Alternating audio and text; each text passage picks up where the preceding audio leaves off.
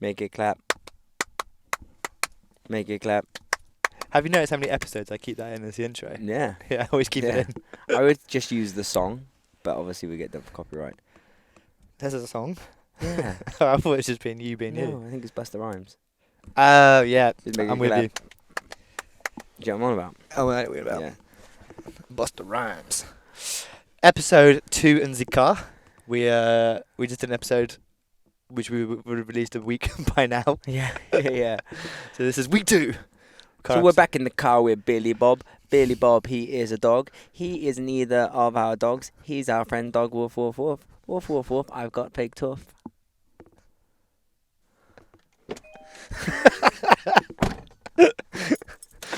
I love coffee. We're back. We're back. Hope you all had a nice week. I hope you've enjoyed your first weeks back at colleges. If you're a college student, if you're still unemployed, I hope you're still grafting. And if you've booked a job, good for you. What a way to feel unemployed. Yeah. Keep grafting, yo. Talking about being employed. So today's episode, we're going to talk about life as self-employed, how to manage expectations with being self-employed, as most dancers are. Self-employed sucks. I don't know, there's pros and cons to that. We'll dive into that. Yeah. And also how to it manage doesn't your suck. business relationships. You as an individual are a business, and it's, I think, a good topic and one that's not discussed is how to communicate with the people around you, which maintains healthy business relationships, but also how to generate more work in the future, which I think is something that me and you are very good at. Yeah. You look like you're about to say no. No. You're right, 100%. Do you know what I mean? Like, Yeah. I feel like I'm not the greatest at what I do, but I'm very, very good at business relationships, Yeah, you which is- are. which is why I maintain those kind of long-term clients, Mm. etc. I'm, In either world that I'm I'm working good in. at making people think I'm good at what I do. That's cool, blagging. Yo. Yo, blag it. Blag it. Yeah. So you said self-employed sucks. It doesn't. Go on. Self-employed can be fantastic. It can also suck. There are lots of negatives to self-employment, like security, Mortgages. Mor- Don't even mortgages. start on that one. Don't even start. We will do an episode one day on mortgages, like for people if Yeah, you're yeah. self-employed. My brother-in-law is a mortgage advisor and he specialises in mortgages for performers. Is it? Yeah. Plug. His name is Alex the mortgage guy on Instagram, I think. Says it in the name, doesn't yeah, it? yeah. I think that's what it is. But if you're trying to get a mortgage, message me and I'll give his information. Free advert, Al. You'll make Plug dinner. City, You'll bitch. make dinner next time. But yeah, so There's lots of negatives to it. Insecurity. Like you don't know when your next paycheck is coming in. Mhm. Months without any money. Like there's so many things which like makes being self-employed difficult, right? Mhm. But then there are loads of beautiful things to it, Beautiful things. like being your own boss, Mhm. making your own decisions, being able to choose what you will and won't do. Like if you work for a company, let's say you work for Argos, like you don't get to decide what you do when you go to work that Or day. when you go on a holiday, or like. Yeah, I when you just- take a break. Like Yeah, it's like. whereas self-employed, you do get to dictate a lot of those things. Like when not all the time. Like obviously, if you're in rehearsals, like you can't just be like, "I'm going on lunch now." I'm out. Like- Peace. But you can say, "No, I don't want to do that job." Yeah. Like, you know what I mean? You can say like, "No, I'm not willing to do." And I think when you're good enough at what you do, people will start to work around you. Obviously, there's limitations, especially in the dance world. They're not going to change the film dates for you. Do you know what I mean? But like, yeah. I think when you get to a certain caliber of what you do, people will start to bend. Yeah. But I still situations. recommend treating everything like you are employed. Okay. You know what I mean? Like, because you don't want to go in and be like, well, I'm not doing that. You don't want to be that guy. I've been that guy. Don't be that guy. Don't be that guy. And you don't want to go like, oh, well, no, I'm going on a lunch break now. Because that's not how people will want to keep working with you. And that's not going to build a healthy working relationship with your colleagues and people you work with. So treat it like you are employed. Do you know what I mean? Like, because you wouldn't be able to do that somewhere else. So don't do it here. But it just gives you a bit more freedom to make choices for yourself when you're self-employed. Yeah, and you can. I mean, for me, the main reason why I'm self-employed is I get to manage my timetable. Yes. Like, Your schedule is based on what you want to do. absolutely. Or what you have to do. Or what I have to do. And don't get me wrong, if there's a job, like if you said, Jake, we're filming on the 15th or whatever, but I get to diarise that. Yeah, and yeah. as I said, you can say yes or no to that. And to me, that's the biggest advantage. Like the reason that I work the way I do is, to me, time is the most valuable asset. Time's more than money for you, isn't it? Time is more than money for me. And so if I can go and film 2 podcasts because I don't have to work, or like I'm not told when I have to work, dope, I'm in. Do you know what I mean? And so like for me, the trade-off has always been financial security for less time restraints. That's my trade-off in the way I see it. Nice. But what is a constant mindset for you being self-employed, getting hired by other people? Like, what's your immediate reaction to like how you treat a job? I feel like I'll always, I say it all the time, I treat every job I do with respect. Like, I'll be on time. Yeah. Like, and I always say that's the very first thing that happens. You either show up early, or you show up late, or you show on time. Like, and that dictates the day, kind of, for me. So I just always make sure that I respect the job. I give it the time. I show up on time. When it's teaching, I don't always need to prep, depending on who I'm teaching. And the caliber of student. But I will always, ask, what's the caliber like? How old are they? What do you want? What are you expecting from me?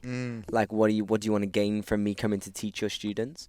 And then depending on, all the outcomes of that, if they're younger, I probably won't have to prep. I can make up kids' routines on the spot. I've taught loads of them. I can use an old one.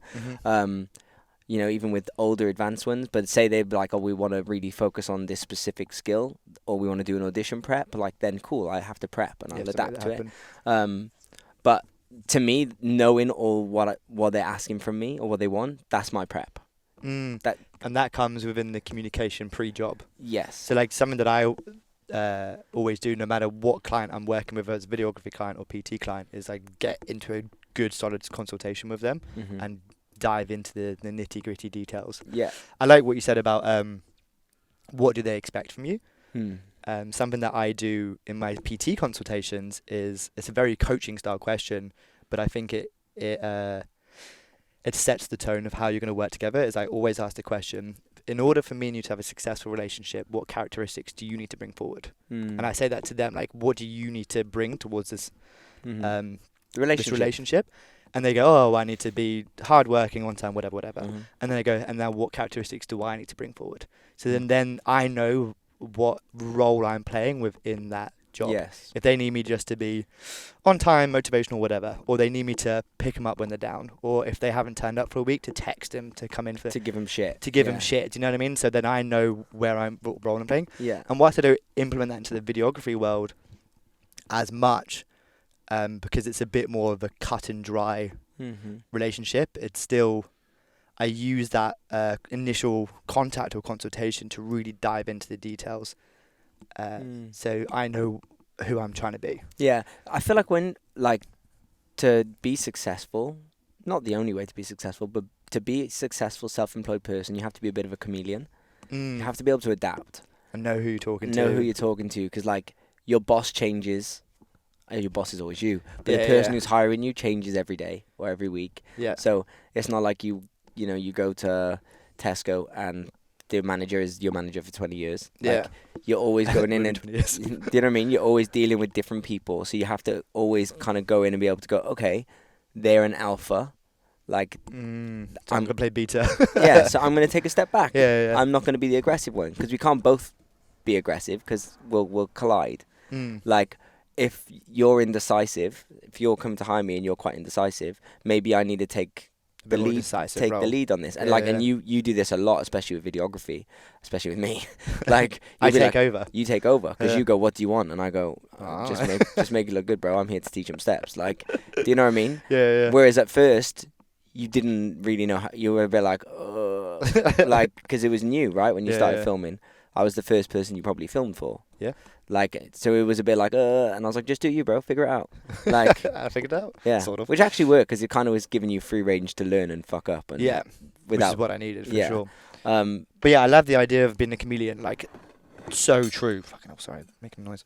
And having the social skills and awareness to read the room constantly. And even if you're a dancer on a job, like, my energy with Sean Niles as my boss might not be the same energy as Cisco as my boss. Or like, you know what I mean? Like, Yeah, they you might can't be different. Like, or if I'm going to work for Sean Niles and then I'm going to go work for Rich and Tone. I've never worked for them, but I would love to. Shout out. Like, from what I've heard, like, Rich and Tone are very, like, let's get down to fucking business. Like, they're very harsh in a nice, like, we got to get shit done way. Yeah. Whereas Sean Niles is silly goose. Like, you're going to have fun, you're going to make jokes, you're going to roll around on the floor, you're probably going to mess around quite a lot. You're still going to get work done, but there's going to be lots of giggles and jokes on the way. But you can't be the same person. Can't be the same person. I You can be the same person. Yeah. I was going to say, I feel like viewers or listeners might be thinking, oh, but that's not your authentic self. Yeah. I think you're your authentic self, but you're just stripping back or blowing up certain characteristics of you. Yeah. Do you know what I mean? I'm still going to be the person who suggests 9,000 different ideas because that's my authentic self, but it's how much or how I use that communication to put it forward. Do you know what I mean? So we're not saying to not be you, just saying to be highlight or downgrade different variations of your characteristics. Yeah, which you're going to bring... Because at the end of the day, no matter what happens, you as a self-employed person, whoever you're working with or working for, should have the same desired outcome of a good product. So whatever you need to do to adapt to make that product better makes better results for you as a self-employed person because it's going to bring you more work. Something that a mindset that I've definitely had, especially in the videography world, is I treat every job, regardless of the caliber, the exact same. So if I'm working for Sally, jazz street dance owner, or I'm working for Disney, not happened, I'm still going to apply the same level of work ethic, even if the money doesn't add the same, because the way I look at every single job that I step into, there's something to learn from it. And so even if I don't enjoy the job or the pay doesn't, equate to what I would like it to be, I go, okay, those are the negatives, but the positive, I'm probably going to still learn something from this job, or I can work on something in the job. Like I might film or communicate or train or whatever completely differently to the way that I did the last job. So I use it not as an experiment because I'm still going to do a good job or whatever, but I use it as okay, these are the negatives. How do I take a positive out of it? I don't know. Is that something that you apply? I do all the time teaching. Like I'll be like, okay, I'm teaching this. Say I'm teaching at a school once. Probably can't take many risks with that school. Right. You know what I mean? Because I'm like, I don't get a chance to make up for it if this doesn't go to plan. So you use your bread and butter kind of. So like on a Saturday, excuse me, on a Saturday, I teach Wilkes under 16s. So with the kids, I can try new methods of teaching. I can try new exercises because if it doesn't work, you've always got next week. We've got next week. Yeah. And we know not to do that again. So it doesn't feel as much pressure to hit a home run. It allows me to like try creatively new ways to deliver information. Yeah. And I don't mean creatively to like come up with new steps or choreography because I wouldn't do that with kids. Like, do you know what I mean? But like just new ways of getting them to learn, to practice how I can be better. You know what I mean? Because otherwise, how do I practice teaching? Yeah. You can't practice. You can't practice teaching. Georgia, can I try a new exercise? Yeah. Well. Yeah, so I feel like it's knowing when and when not to do those kind of things. Yeah, choosing your moments. Choosing your moments. Like, if I'm going in and going to teach a one-off class at base or the hub, and I'm covering Cisco or John, and I know it's going to be busy, like, I'm not going to be like, let me try this routine Let's try a new artist style choreo or whatever. Yeah, not even that, but like, let me experiment with something I'm not good at. Yeah. If it's a one-off. You teaching jazz funk? I wouldn't. Do you know what I mean? Like, I would only teach my best foot forward. Of course. Whereas if it was every week, then maybe I could be like, right, guys, this week I'm trying something new. Like I do at college sometimes when I teach at the colleges. I'll be like, right, guys, I challenge myself to choreograph to a song that I wouldn't normally choreograph to. We're all in this together. Yeah. And I can get away with doing that. But there's honesty behind that. Yeah. And I can get away with doing it because they know me. It's like, it's regular. They know that I'm challenging me to challenge me. Hopefully this inspires you to challenge you kind of way. Reading about you said best foot forward. So again, I think that's a whole kind of subcategory in itself. It's like, no matter, again, what job I'm going into, it's like I always try and work out the way to put a best foot forward. Example, I'm filming for 2 big colleges next week, and one of them's a graduation ceremony. And I looked at myself in the mirror, I was like, you need a haircut, bro, before you go on this job. You're going to wear a suit? No, of course not. Why? It's grad. Yeah, but like I'm not graduating. Yeah, but I think I'll I'll wear like smart casual, as in just like black, Yeah. and I'm meant to be hiding in the background. Yeah. Might wear some J's though. Always Come on J's. now. You still wear a suit with J's? I don't know about that. Yeah. Do it. Maybe jeans. I reckon if you show up in a suit, they'll be like, yo, this guy's a gangster. No, I'm not telling them to shoot. Yeah, you can't show up looking like a techie, bro. No, I wear like nice jeans, nice. No offense, laptop. techies. But you know what I mean. Yeah, no Mark Zuckerbergs. But like for me, like I know I had to put my best foot forward. So I hit my barber up, asking for a haircut. He had nothing. I said I'll pay you extra to come early, and he came in early. Wait, you've had it done? Shut the fuck up. No, it grew shorter. I'd ring him again. Does he accept refunds? Maybe you should wear a hat. Is that why you're wearing a hat? Always. Always. Ginger, bro. Best foot forward, right? But like for me, like just like sorting out my appearance before big jobs is like part of putting the best foot forward, because I agree. I'm controlling public perception of how I come across. I went for my teacher training day last week, and it was first time meeting new staff, and there was like a big person from the head of like a university there. So I went and got a haircut just so I knew, even though I wore a hat, but just so I looked more presentable. More presentable. Yeah. I made sure my outfit was on fire, and I wore Mr. YouTube's t-shirt. Nice. It's a sexy t-shirt, and it says "Look good, feel good." No, look good, feel good, dance good. Yeah. Nice. I like that slogan. It's good. Yeah. Don't know if it's true, but I know. Yeah, I think like my mindset always leading up to jobs is like, what can I do to make my life easier and look and come across the best? Like just small things like diet or sleep. Do you know what I mean? Like if I've got a big job, I ain't fucking around. I ain't going to the pub the night before. yeah. You know, I'm gonna wake up and be like rosy fresh. Well, it's like I've said it multiple times on here, I believe, but like when I was in LA, like I was teetotal. Like I drank probably once a year because I was always like, there is no way that I'm ever gonna look tired or hungover getting to set or going to an audition or meeting a choreographer. And I was always afraid of like I could be drunk in a pub and bump into a choreographer, and then I'll say something stupid. Something stupid. Because I get like that bit of Dutch courage and like you should fucking hire me. yeah, I'm fucking brilliant. Why did that accent's change? Don't know. That's me when I'm drunk. Yeah. Do you Go on. How do you seek new work opportunities? Well, do you know what? This sounds not arrogant, but I've never marketed in either of my main careers. Yeah. Like I started PTing 5-6 years ago. I think for the first 6 months I did some like flyering and Facebook posts and shit, and then after I never which is actually a topic I was going to touch on, is I never had to market because I was always showing up and doing the best that I could. That they were my the product the reference. they referenced me and word of mouth because I always put my best foot forward. And even when I was running the gym, when I opened up the gym, I never really marketed that because I made sure every client's experience was like as good as I can do, and I made sure my staff's. I don't know if it's that easy as a dancer. I think I think it is when you're like established. Of course, like if you're like your caliber, like you probably don't. Even still, I still have to like market. I still like. My first ever time I taught at Addict, I think I was like, "Yo, if you ever need cover, I'd love to come and teach." Okay, like I think let's read on to that in a second. I think I seek opportunity.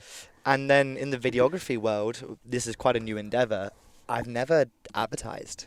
People just tag me in shit and I get work. Yeah. Like I haven't even got a website. I only made a logo like a month ago. Yeah. You didn't even want to do that. I forced you to do that. And I think there is something to say about this. I always use the Ferrari reference. No, sorry, Lamborghini reference, I think. Have you ever seen a Ferrari Lamborghini advert? No.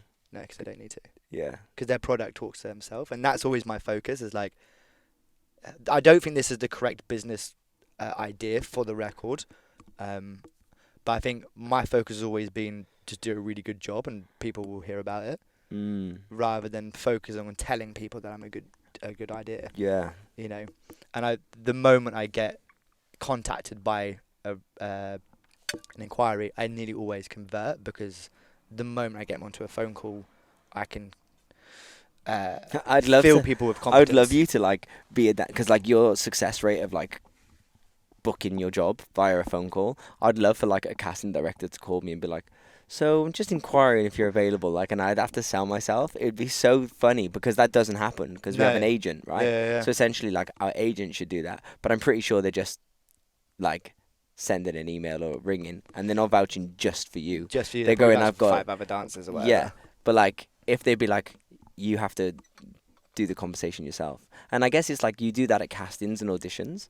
Yeah, in so your own your way. self-tapes and stuff, or Yeah. your Slates. Yeah, I guess that is that sell moment. Yeah. But it's not like a communication. It's like a... It's not a, I can bring this to the table. It's a, hi, my name is Kane. Do you know what I mean? But like, imagine every job you went for, you sat down after it, and they were like, so what can you bring to the table? But I think you can use classes as that opportunity. Like, not as much because you can't get one-to-one communication as easily. But Yeah, but Ashley Wallen isn't teaching a class for you to get Okay, that opportunity. fair. Like, so it's harder. Obviously, it's harder. I do think the dance world is differently, so I think there's not as much crossover. But I guess the idea I'm coming across is like I concentrate on competency Yeah. rather than like marketing. Yeah, but like, you know, like, so as a choreographer or creative director, you sometimes pitch for a job. Mm-hmm. So like, you'll pitch to an artist. Say an artist is looking for a new creative director, or the artist label is. Yeah. Like, you'll do like you'll do a pitch. You'll say like, you know, what you've worked on, send off your show reels and stuff, and then maybe you'll like create like a video for them to be like, look, This is what this is what I've done. Like, Yeah. you'll get like in a skeleton crew, you'll create like a fake music video and you'll send it off. Mm-hmm. Like a submission. It's your video submission to work with that artist. In LA, I used to do a lot of them for choreographers, and they'd send it off. Imagine just being able to like do that as the dancer and be like, here is in my video submission, like, or you can do a video submission, but like, here's my pitch. Right. And like, it's you, like a video of you talking like, my name's Kane, I'm really good at this, I work really hard, I show up on time, I'll treat every job with, like, for me. Could it work though? Like, Like if you put that in your show reel, if you opened up your show reel, like With- no show, like I edit a lot of show reels. Yeah. Not one of them has like a vocabulary persuasion point. Right. So Could say you the add that beginning was in? like, hey, I'm Kane, like, for me, I treat every job with the utmost respect. My priorities are to deliver the best product possible, This is my value system. to like, be on time, Yeah. to work hard, and treat everyone with respect. And I And guarantee, then go, I bet you people will be like, yo. I might add this into my edits, but I think stuff like that sets you apart. You know, how many show reels do they look at? Loads. Thousands. Loads. And if someone introduces instead of just headshot, spotlight number, email, Yeah. it's like, yo, this is me, come at me. Yeah. Do you know what I mean? I think that could work. Just saying. We had no intention of talking about this, but yeah, I'm in. Yeah. Let's make one for me and trial it. Sure. And we'll send it off. And I'd get feedback from, like, I'll send it to some Send it off to your agents, agents and and be stuff. like, what do you think of this as a new pitch, as Game an idea? changer. Gibson Media, shout out. No, kidding. It was my idea. Um, See, you being a videographer, my idea. Yeah. Stop stealing my ideas. I'm implementing your Okay. ideas. Fair play. As long as you do the work, it's fine. That sounds like a normal state of relationship. Yeah. No, but I do think something that I've focused on heavily over the last couple of years is my communication skills. I'm not a great speaker and I'm not a great writer. You know you are a great speaker. That's a bullshit. But it's something that I've really worked You've improved on. on. Because you used to say you were quite an introvert until you started doing this. This has helped me massively, like just being comfortable in front of like speaking publicly and in front of cameras or whatever. Like before, I used to the first few episodes, I was so filled with angst. I was like adrenaline up. Yeah, you didn't even want to be on camera. No. You were like, I'm going to sit behind the desk. And then one day I I remember pressed you button. going, can I sit with you? I was like, fuck it. I was like, all I right. want to show off my trainers. I was like, all right, you weirdo. Of course you can. But like I've done coaching courses. I've studied a lot of psychology. I've listened to a lot of podcasts and stuff. All things that help me people manage. Yes. And I used to do like a lot of sales, and again that goes into like my being able to sell myself to get work. Yeah. It's funny. I do feel like as dancers or performers, we spend so much time working on our craft that we don't spend enough time working on these other things which close the deal or get us on the job or keep us on the job. Well, because I don't think there's an actually- emphasis that you are a business. Yes, that's correct. Do you know what I mean? You're Yeah. just taught to dance, but you're not taught to sell yourself. Yes. Or sell yourself to Yeah. employers and choreographers. Yeah, of course. Do you know what I mean? And that's an advantage that you can get over everyone else. I think. I just think. I think long and hard. I went to say it and I was like, don't say that. Right. But do you know what I mean? Like, have you ever been to a college or taught yourself or been taught in a college or a class that's saying like, yo, you're so, like, this is how you manage your finances as a self-employed person. No. Like, this is taxes. Because No. you're self-employed, so you got to do your own taxes. Yeah. Like, this is how to maintain public and business relationships. Yeah. But I think Emily does stuff like this, right? On her behind the business, I think it's called. Yeah. Something like that. Emily Golden Ellis. So go and hit her up, because I do believe like she does talk about stuff like this on her platform that she has. Like, I would like to talk about it, but I don't know it well enough, so I would never give advice on like. I wouldn't give advice on taxes and shit like that for sure. No, But my best advice for tax: get an accountant. Get an accountant. Best thing I ever did, like get an Learning how to accountant delegate, that knows our industry. So they used to sponsor the podcast, Theatre Counts. Like, go and check them out. Like, they are actually fantastic. Talking of like, that idea is, I think, know your strengths and know your weaknesses, and know when to employ people to work to cover up your weaknesses. Yeah. Like, if you're a shit editor and you need a show reel, go get an editor. Yeah. Like, if you can't put together some steps for your show reel, get a choreographer. Yeah. Or hire someone like Kane who can go, here's some aids. Mm-hmm. Do you know what I mean? Like, Well, it's like when people, like, because I'm their teacher, they think that I'm the guy to go to for headshots. They're like, what should I do my headshots like? And I'm like, yo, this isn't me. this isn't you. Like I'm a good dancer. Like, I know what to do for mine. Mm-hmm. But, like, for you as a 19-year-old girl, I'm not the person. Go talk to Hannah. Yeah, go and talk to a girl who's in that world. Like, don't come to me. If you're a boy, you can come to me. Mm-hmm. I can help you. Like, it's like knowing what is for you and what isn't. It's like when people say to me, yo, I want to learn popping. I'm like, yeah, cool. not me. Don't hire me. I can teach you to shuffle. Like yeah. Or like, I want to learn locking. I'm like, I'm not going to teach you those things. Like, even before, like, I've been like, will you teach a musical theatre class? I'm like, no.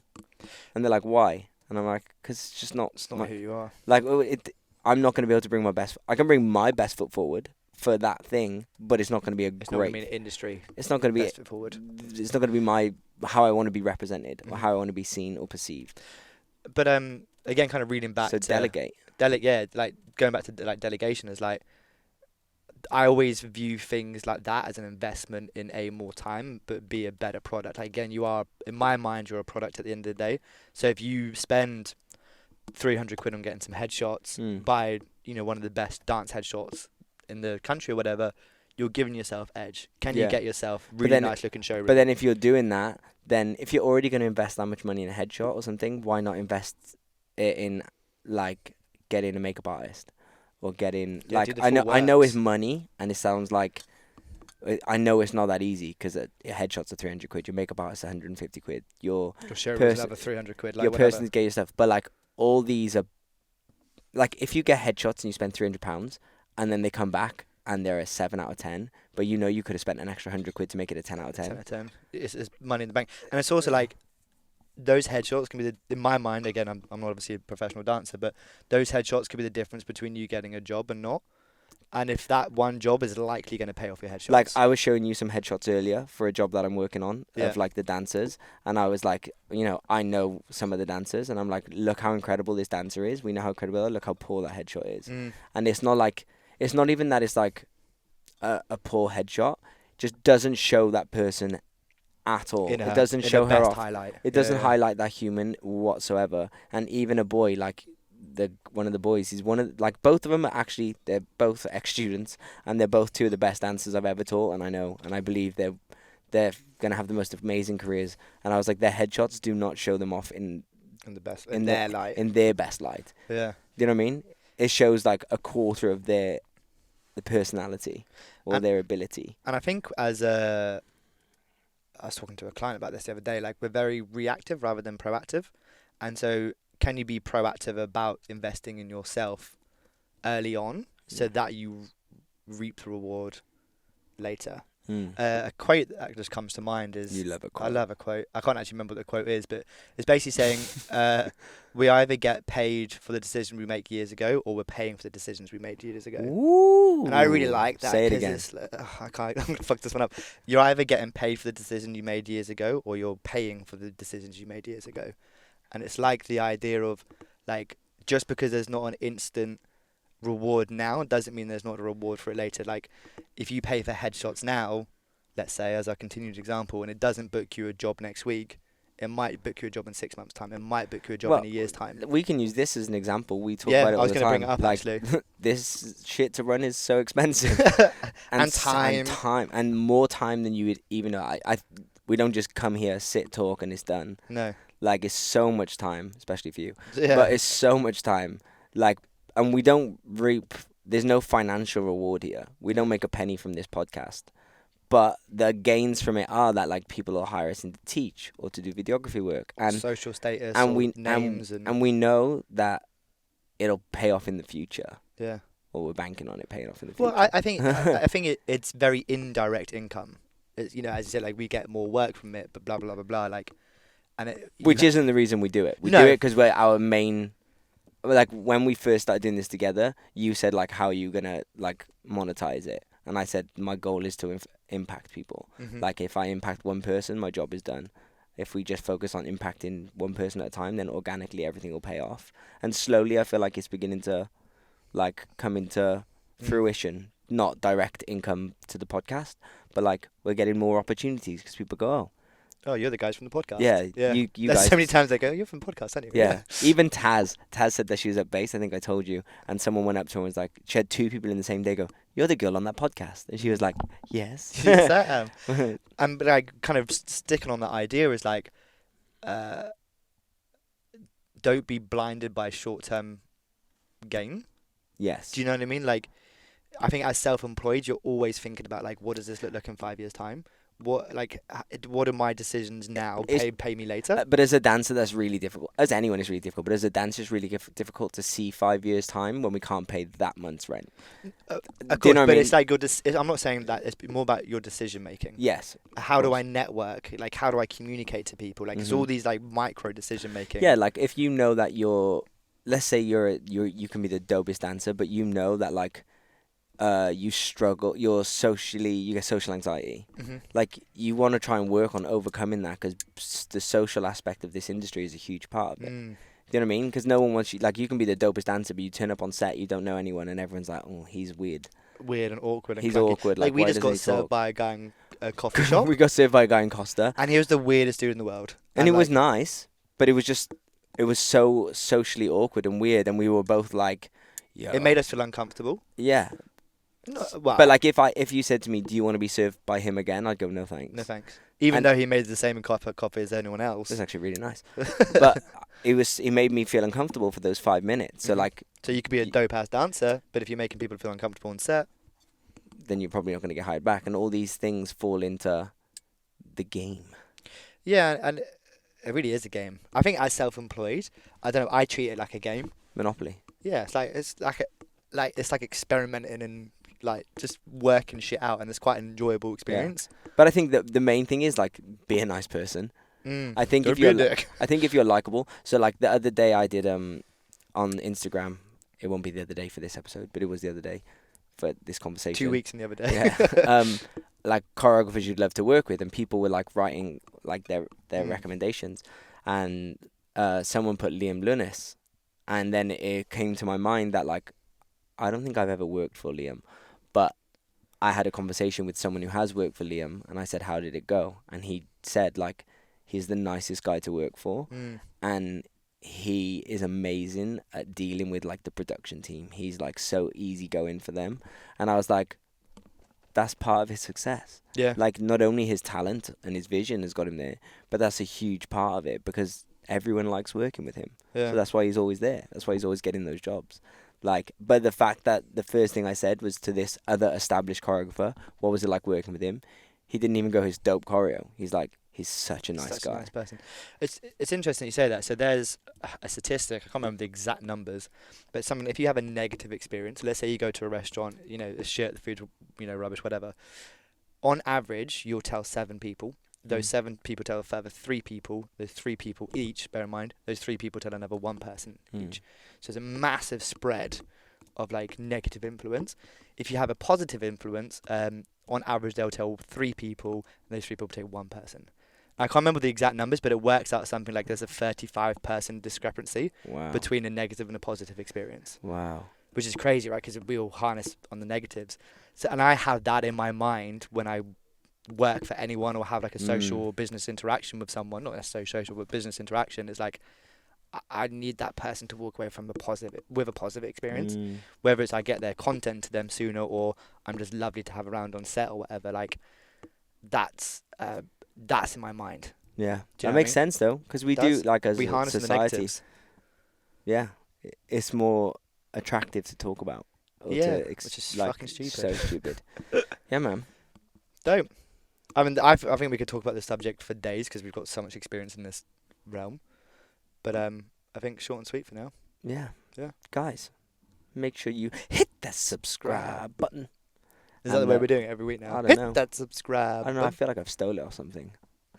I don't feel like it's my authentic self. Be your authentic self, darling. Okay. Hit that subscribe button. That's not very authentic either. Okay. Subscribe, motherfucker. Subscribe, motherfucker. Comment and like, motherfucker. But no, please share the podcast. Even if you don't like it, tell people to not tell people. I don't like that podcast. It's rubbish. But listen to it and tell me why you don't like it, just so more people listen and hopefully we win them over. Yeah, let's use that negative thing. Yeah. And if you are one of these people that speak about negative stuff, try and tell 7 people about positive experience and catch that. Yeah. Make that happen. And hit that subscribe button. Just fucking subscribe, alright? Yeah. Also, I want to give a shout out to Luke the Duke London, the Capsule podcast. I listened to one of his episodes the other day, and he's come on so much, like his podcast, since the first time I ever interviewed him on here. Did you interview him? Yeah, when he first ever started it. So yeah, shout out to him. Go and check it out. It's called The Capsule. It's all dance related, slightly different kind of conversations, but it's fun. He gets nice people in to talk with him, like Tally and Lee and a few other people at different times. Go check it out. Peace. Peace.